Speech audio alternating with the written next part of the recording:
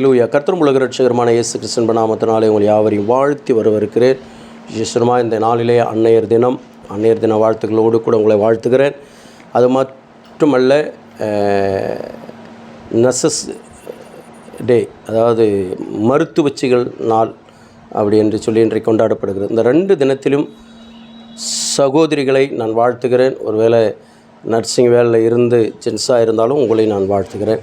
கர்த்தருக்கு மகிமை உண்டாகட்டும். பிரியமானவர்கள், இந்த நாளில் ஏசாயா 49வது அதிகாரம் 15வது வசனம், ஸ்திரீயானவள் தன் கர்ப்பத்தின் பிள்ளைக்கு இறங்காமல் தன் பாலகனை மறப்பாளோ, அவர்கள் மறந்தாலும் நான் உன்னை மறப்பதில்லை என்று சொல்லி, தாய் தன் பிள்ளையை மறந்தாலும் நான் உங்களை மறப்பதில்லை என்று சொல்லி ஆண்டவர் சொல்லுகிறார். பிரியமானவர்களே, இந்த நாளிலும் கூட ஒரு தாயுள்ளம் கொண்டவர் நம்முடைய ஆண்டவராகிய இயேசு கிறிஸ்து எந்த நாளும்.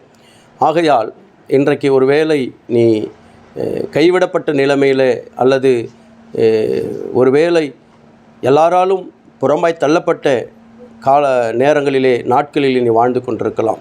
பிரியமானவர்களே, கர்த்தர் சொல்லுகிறார், நான் உன்னை மறப்பதில்லை என்று சொல்லி.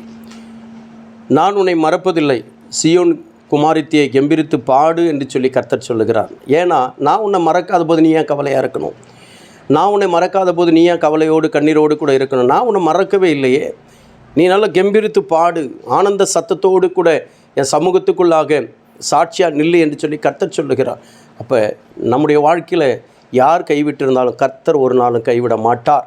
கர்த்தர் நம்ம கூட இருக்கிறார். ஸ்திரியானவள் தன் பாலகனை மறந்தாலும், ஒருவேளை மறந்தாலும், ஹல்லேலூயா, நான் உன்னை மறப்பதில்லை என்று சொல்லி கர்த்தர் சொல்லுகிறார். உன் வாழ்க்கையில் ஒருவேளை உன் தாய் தகப்பன் உன்னை கைவிடப்பட்ட நிலைமையில் உன்னை நடத்தி கொண்டிருந்தாலும் கவலைப்படாத என் அன்பு தேவ பிள்ளையே.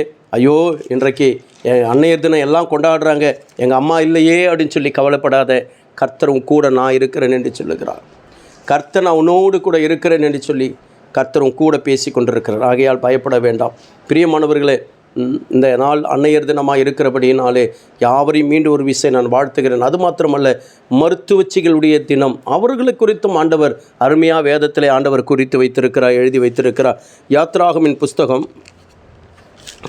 1வது அதிகாரம்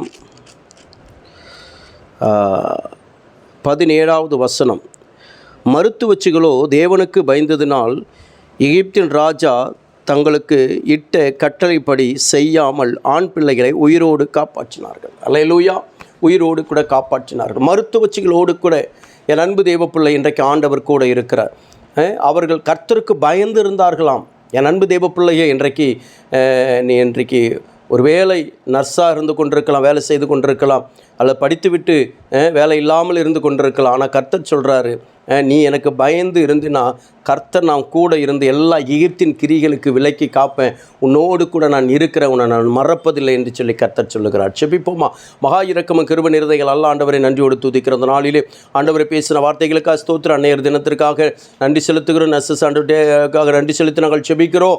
கர்த்தர் ஆண்டவரே, எல்லா ஆண்டவரே, இந்த 2 மதர்ஸ் டே, நர்சஸ் டே எல்லாரையும் ஆண்டவரை நான் ஆசீர்வதிக்கிற அந்த நாளிலே கர்த்தர் கூட இருப்பீராக. இந்த நாளில் பிறந்தநாள் திருமணம் கொண்டாடுகிற ஒவ்வொரு அன்பு பிள்ளைகளுக்காக ஜெபிக்கிற ஒவ்வொரு அன்பு பிள்ளைகளும் பிதா குமார பரிசுத்தாவி நாமத்தில் வாழ்த்தி ஆசீர்வதித்து நான் ஜெபிக்கிற நம்முடைய ஆசீர்வாதத்தின் கரம் கூட இருக்கட்டும் சுவாமி.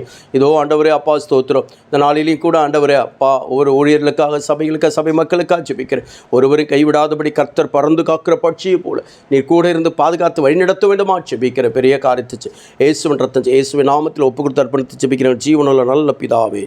ஆமென். ஹல்லேலூயா. கர்த்தர் நம்மை ஆசீர்வதிப்பாராக. ஆமென். கர்த்தருடைய நாமத்துக்கு ஸ்தோத்திரம்.